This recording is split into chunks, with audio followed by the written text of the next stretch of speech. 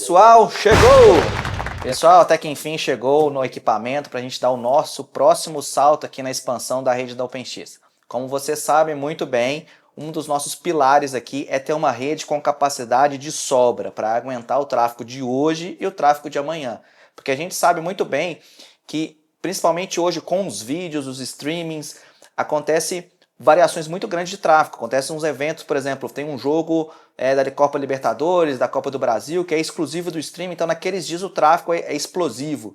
Tem lives da Boca Rosa lá que, de repente, o tráfego tem um grande salto de consumo. Então, a nossa rede tem que estar sempre preparada para isso. Então, chegou esse equipamento que a gente vai fazer um unboxing, que é o Juniper QFX5130. Ele é um switch com portas de 400 GB. Não é o primeiro equipamento que a gente tem com capacidade de portas de 400 GB. Vocês devem se lembrar que a gente fez um unboxing do MX304 e quando a gente foi mostrar como ele funciona, ele já tem portas que são capazes de rotear a 400 GB. Então, ele tem lá 16 portas e dessas 16, 4 portas já são aptas a funcionar como 400 GB. Mas esse é um equipamento com 32 portas de 400 GB. A gente vai usar essas portas, por exemplo, para se conectar com o MX304 que a gente já tem. A gente vai então hoje deixar de usar as portas de 100 para usar as portas de 400 que ele tem disponíveis.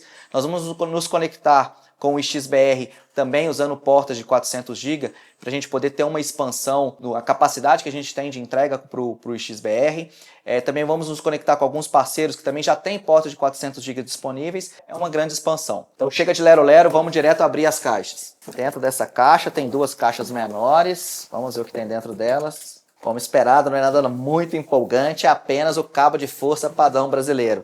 Esse é um negócio que é muito engraçado porque esse padrão de tomada só existe no Brasil. Então muitas vezes os fabricantes eles têm que fazer caixas diferentes para poder somente mandar o cabo de força. Bom, vamos então ao que interessa, vamos abrir agora a caixa para a gente conhecer o que vem dentro e poder postar para vocês também um pouco das características desse equipamento.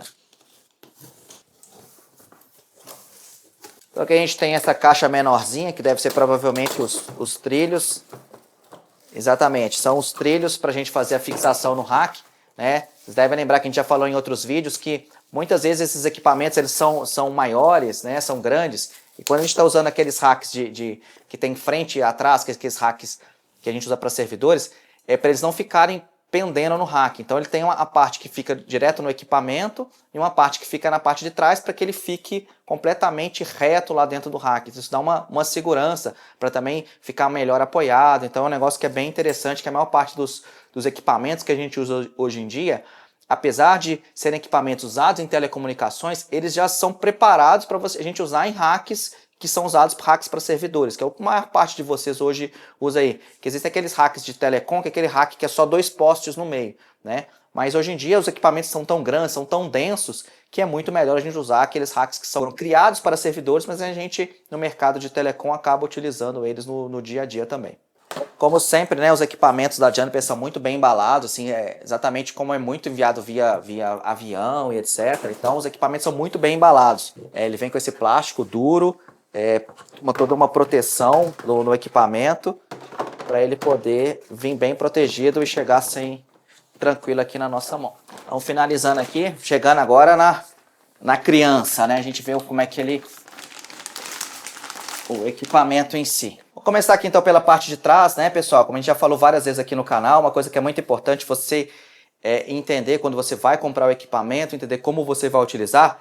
Então quando a gente tem aqui na parte de trás vermelho ou laranja, isso é um indicativo que aquele lado é o lado que sai o ar quente, né? Então esse equipamento deve ser instalado com essa parte aqui do lado quente do rack, que é normalmente a parte de trás do rack, né? Então ele tem duas fontes redundantes, você tem a opção de comprar ele com fontes DC menos 48 volts ou com fontes AC. Como a gente vai utilizar ele lá no Equinix SP4, lá a energia é AC, então a gente acabou optando pelas fontes AC. A gente tem disponível lá dentro da nossa estrutura no Equinix SP4 energia DC, mas a energia nativa do data center é AC. Então para não ter que pegar o AC, converter para DC, para ligar no equipamento, eu já prefiro comprar com as fontes AC e ligar diretamente. Ele tem aqui também a parte de ventilação, que ela é toda redundante, né? Ele opera com... Não precisa estar com todos os ventiladores funcionando para ele operar. Então ele é redundante e ele é hot swap. Se der problema em nenhum ventilador apenas, eu posso tirar ele, mesmo com o equipamento funcionando, para poder fazer a substituição. Eu particularmente não me lembro de nenhum equipamento da OpenX que foi necessário a gente fazer a substituição de ventilador ou de fonte, nem nada disso. Apesar disso, a gente sempre tem fontes sobressalentes de todos os equipamentos que a gente tem na nossa rede. Então, pessoal, esse equipamento, qual que é a principal característica dele? É que essas portas aqui, ele tem 32 portas de 400 GB, no formato QSFP-DD. Então, essas portas, eu consigo usar tanto módulos de 400 GB, quanto módulos de 100 GB também, de 100 GB e de 40, né? Ele tem também mais duas portas SFP+, porque às vezes eu preciso para fazer alguma gerência, alguma gestão fora da banda. Aqui em cima a gente vai ter a porta console, né, aquela porta serial para a gente poder fazer a configuração inicial do equipamento, e aqui embaixo uma porta gigabit para a gente fazer a gerência fora da rede, né? A gente normalmente só vai fazer a configuração e depois a gente vai acessar por essa porta para continuar fazendo. Eu posso fazer a gestão dele por dentro da rede, pelas portas de 400 GB? Posso, né? Mas na rede da OpenX a gente sempre opta por ter um acesso não somente pelas interfaces de linha, mas também por essa porta de gerência para a gente ter um outro acesso. Normalmente a gente tem dentro do data center um outro link IP lá bem pequenininho. Se der problema, a gente consegue acessar um roteador da OpenX e a partir daquele roteador acessar os equipamentos. A gente gosta sempre de ter mais de uma alternativa para acessar o equipamento. Como eu disse, por exemplo, essa aqui é um módulo que é de 100 GB, é SFP normal, ela encaixa perfeitamente no slot. Então, esse slot ficaria, por exemplo, funcionando como se fosse uma porta de 100 GB. Aqui a gente tem um exemplo de uma porta que é de 400 GB, que ele vai conseguir conectar aqui também normalmente. Qual que é a principal diferença e a principal sacada que eles tiveram? Se a gente colocar um módulo um do lado do outro, a gente vai observar que o módulo de 400 GB ele tem uma fileira a mais de conectores. Por isso que ele é QSFP-DD, esse DD de Double Density, densidade dupla, né? Parece aquela época lá dos disquetes, lá dos anos 80, lá, que tinha formatação lá de dupla densidade nos disquetes, que era uma formatação para caber mais dados. Então, a gente está voltando com um conceito aqui antigo, que é de conseguir colocar mais dados num negócio que fisicamente é muito parecido. Então, essa fileira extra de conectores que vai permitir exatamente que a gente consiga ter os 400 GB disponíveis. Outra coisa que é bem interessante quando a gente está falando dos 400 GB é a capacidade que a gente tem num equipamento como esse, assim, e que pra gente foi o grande atrativo, porque lá no Equinix SP4, que a gente vai colocar esse primeiro equipamento de 400 GB hoje na nossa rede, a gente tem lá 2 switches, cada um com 64 portas de 100 GB. E já está no limite, a gente está muito perto de acabar essas portas. Então, quando a gente planejou o que a gente precisaria, o nosso próximo passo, a gente falou, vamos já dar o salto para o 400 GB, porque, por exemplo, hoje a gente tem lá 10 portas de 100 GB para conectar com o XBR. Então, a gente acaba ocupando 10 portas das 128 que a gente tem disponíveis lá. Então, aqui, por exemplo, eu vou usar 4 portas para conectar com o XBR, vou aumentar em 60% a minha capacidade de conexão com o XBR, mas usando muito menos portas. Então, assim, vou usar menos portas e acabo gastando menos, por exemplo, com os cross-connects, com as ligações com o data center, apesar das portas de 100 GB, de 400 GB serem mais caras do que as portas de 100 GB. Outra coisa que é muito interessante, existem módulos que a gente chama de breakout, que eu vou colocar um módulo aqui de 400 GB, mas ele vai virar 4 portas de 100 na outra ponta. Então, por exemplo, eu vou ligar aqui, por exemplo, o meu switch atual lá no Equinix SP4, ele só tem portas de 100. Então eu vou ligar, por exemplo, para fazer a ligação desse equipamento com o outro, eu vou ligar um módulo de 400 GB aqui que vira 4 portas de 100 na hora que eu for ligar lá no outro switch lá que eu tenho lá de 64 portas de 100 GB. Então, acaba que eu consigo fazer essa evolução gradual. E, obviamente, eu posso também colocar uma porta de 100 GB, mas se eu colocasse, por exemplo, uma porta de 100 GB para ligar com o outro switch, eu não teria tanta capacidade para usar nesse equipamento. E se a gente fizer uma conta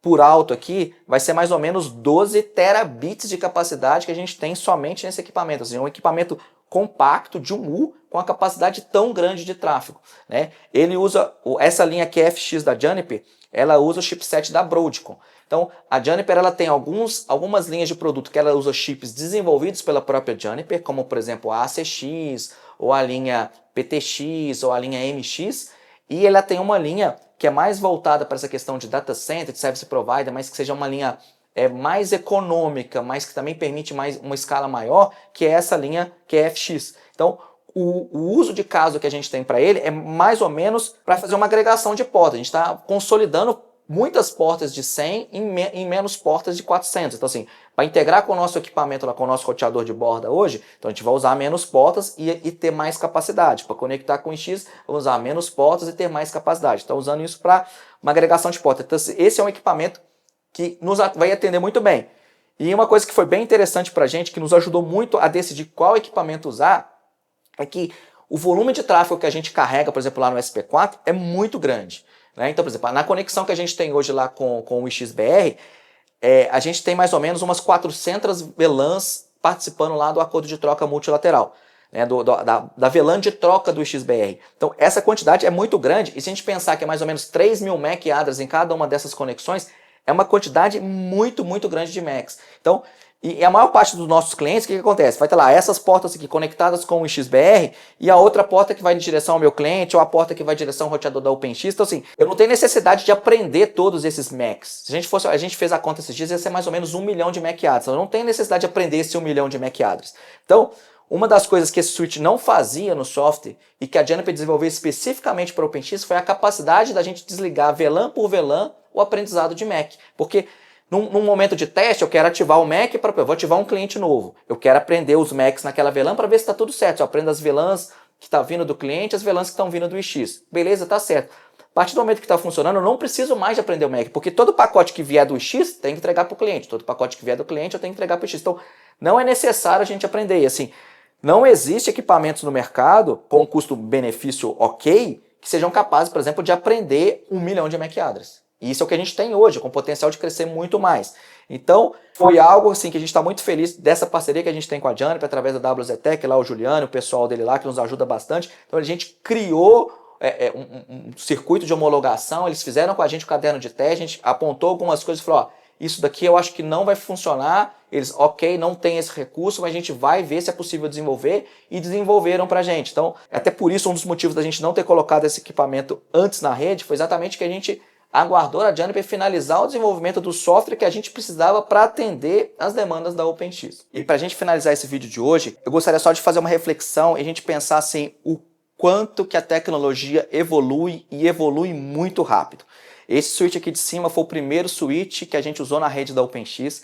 Então esse é o switch que ele tem 24 portas de 1 GB, 2 portas de 10 GB aqui na frente, ele tem um módulo que eu coloco aqui atrás, que eu coloco mais 4 portas, então é um equipamento que no auge ele fazia 84 gigabits de capacidade de encaminhamento de tráfego. E ele está em cima de um equipamento que hoje faz 12.800 GB de capacidade. Então, assim, foi um aumento de mais de 150 vezes no intervalo de pouco mais de 10 anos. Então, assim, o que a tecnologia evoluiu é impressionante. Então, assim, por que a gente precisa de usar equipamentos de 400 GB? Porque a OpenX cresceu, vocês cresceram, a entrega de vídeo, o consumo na internet, a gente passou pela pandemia, então tudo isso fez o tráfego explodir. Né? Se a gente pegar assim, 15 anos atrás, 10 anos atrás, não tinha um consumo de vídeo tão grande como hoje. Mesmo que tivesse um consumo de vídeo relevante naquela época, não era com a qualidade, com a quantidade de vídeos. Você pega lá atrás, era vídeos a qualidade HD, hoje a gente já tem vídeos em 4K. Então é impressionante o que a gente fez. Então, assim, quando eu coloco, a gente estava montando hoje esse unboxing, eu lembrei disso, falei, gente, será que eu tenho ainda aquele Extreme que a gente usava na nossa rede para a gente poder fazer esse comparativo e ter essa reflexão? Então saibam que a OpenX vai sempre investir para estar na ponta, para conseguir entregar, para vocês terem a tranquilidade, o que vocês precisarem de capacidade, a gente vai ter condição de entregar para vocês. E você se lembra qual foi o primeiro equipamento que você utilizou na rede? Tenta fazer essa reflexão e coloca aqui no comentário qual era a capacidade máxima dos switches que você usava na rede. Acho que a gente vai lembrar e dar boas risadas, porque o caminho que a gente percorreu foi muito longo. Esse aqui foi o primeiro da OpenX, mas eu já passei por equipamentos que eram muito menores, equipamentos de 100 MB, de 10 MB, enfim. Grande abraço e até o próximo vídeo.